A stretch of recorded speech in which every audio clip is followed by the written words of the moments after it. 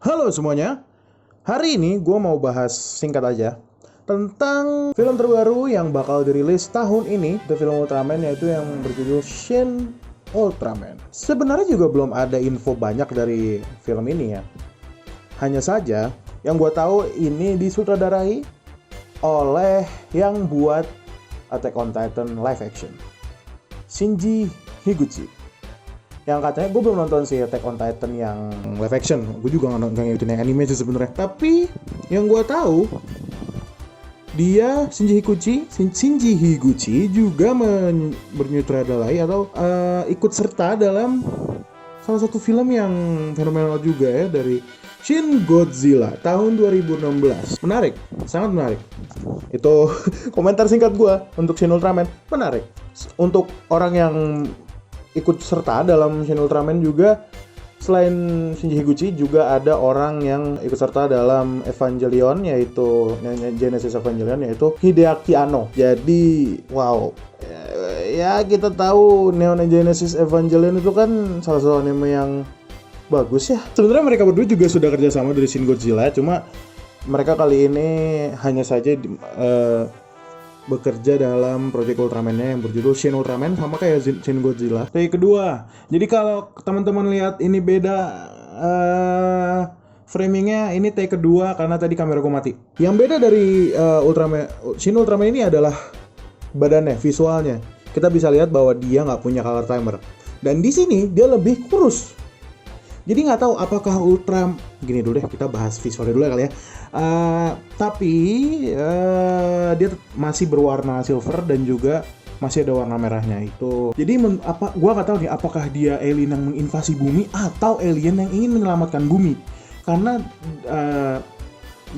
bukan konsep awalnya sebenarnya Suburaya ingin jadiin Ultraman antagonis, tapi dalam seriesnya Ultraman adalah yang datang dari planet cahaya yang datang ke bumi, gabung sama Shin Hayata dan menyelamatkan bumi dari para kaiju. Tapi nggak tahu apakah untuk film ini Ultraman yang menyelamatkan bumi atau justru menginvasi bumi karena Hideaki Anno. Apakah Ultraman datang untuk mengakhiri dunia? Sebenarnya Shin Godzilla juga gitu sih. Dia berserk banget gitu. Kalau kita lihat dari visual juga beda banget sama Godzilla yang ada sebelum Shin Godzilla, dan bahkan dari Legendary Godzilla juga gitu loh. Beda banget konsepnya. Dia lebih ngeri, bisa dibilang lebih abnormal. Karena kita tahu Shin Godzilla itu nggak langsung Godzilla yang tinggi gede, tapi ada versi humanoidnya Godzilla, yaitu fifth formnya. Jadi alien banget. Kita bisa ngerasain tuh Godzilla alien, kayak alien. Nih kalau audionya kesel, kalau audionya jelek gue kesel banget nih. Info resminya sebenarnya baru itu aja, film ini tahun ini keluar, ngomongnya sih gitu ya.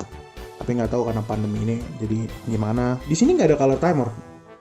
Jadi menurut gue ya udah, Ultraman di sini kayaknya nggak ada batas waktu.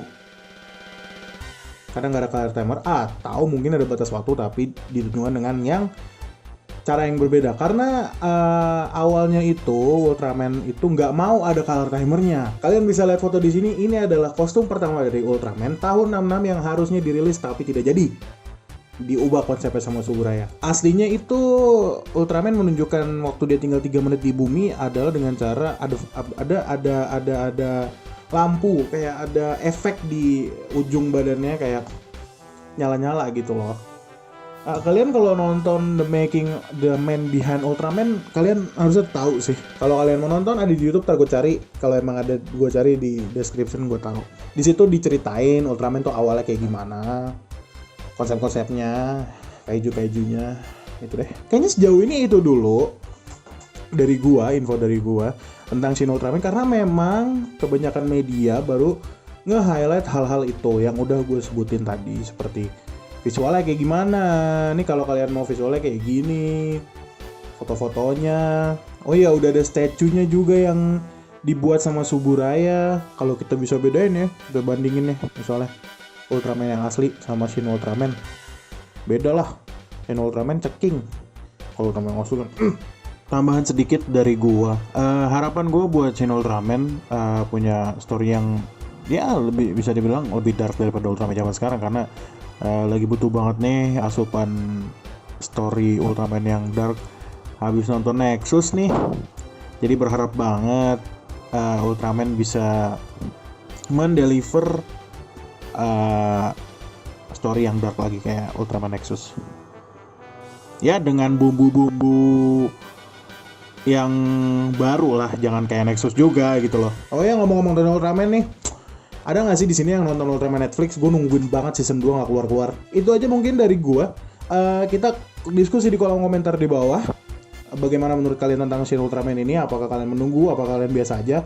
Atau mungkin kalian punya teori sendiri tentang Shin Ultraman ini yang nggak ada hubungannya sama Ultraman yang lagi berjalan sekarang, yaitu UGF Absolute Conspiracy atau Ultraman lainnya. Ini standalone film, jadi semuanya harusnya bisa nonton.